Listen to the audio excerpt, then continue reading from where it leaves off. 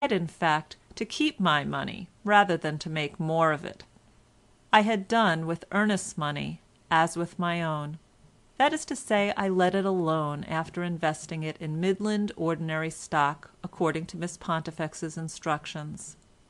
No amount of trouble would have been likely to have increased my godson's estate one half so much as it had increased without my taking any trouble at all.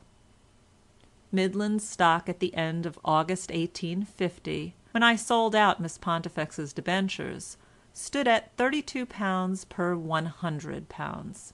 I invested the whole of Ernest's £15,000 at this price, and did not change the investment till a few months before the time of which I have been writing lately, that is to say until September 1861. I then sold at £129 per share and invested in London and North Western ordinary stock, which I was advised was more likely to rise than Midland's now were.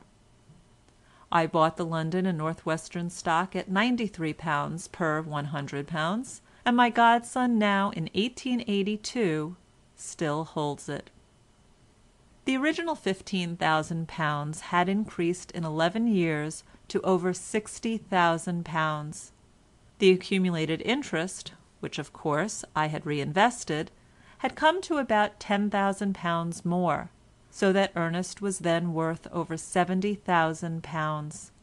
At present he is worth nearly double that sum, and all as the result of leaving well alone. Large as his property now was, it ought to be increased still further during the year and a half that remained of his minority, so that on coming of age he ought to have an income of at least £3,500 a year. I wished him to understand bookkeeping by double entry. I had myself as a young man been compelled to master this not very difficult art.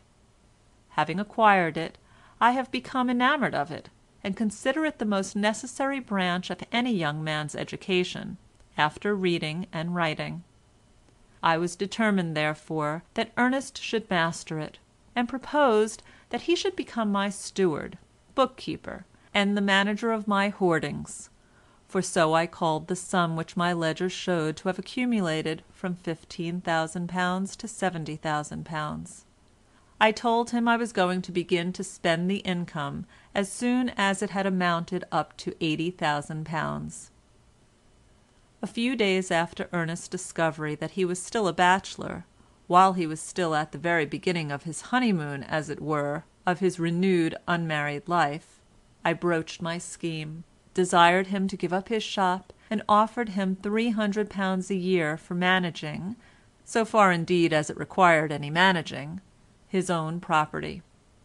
This £300 a year, I need hardly say, I made him charge to the estate. If anything had been wanting to complete his happiness, it was this.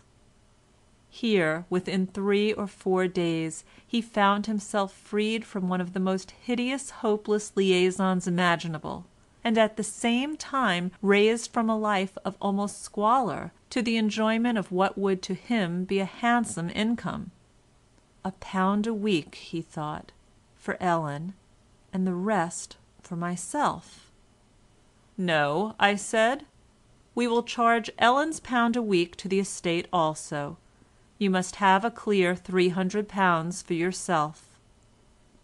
I fixed upon this sum because it was the one which Mr. Disraeli gave Coningsby when Coningsby was at the lowest ebb of his fortunes.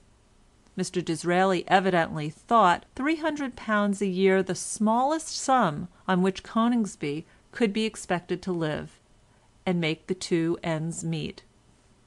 With this, however, he thought his hero could manage to get along for a year or two. In 1862, of which I am now writing, prices had risen, though not so much as they have since done. On the other hand, Ernest had had less expensive antecedents than Coningsby, so on the whole I thought £300 a year would be about the right thing for him. End of chapter 78. Recording by Rhonda Fetterman.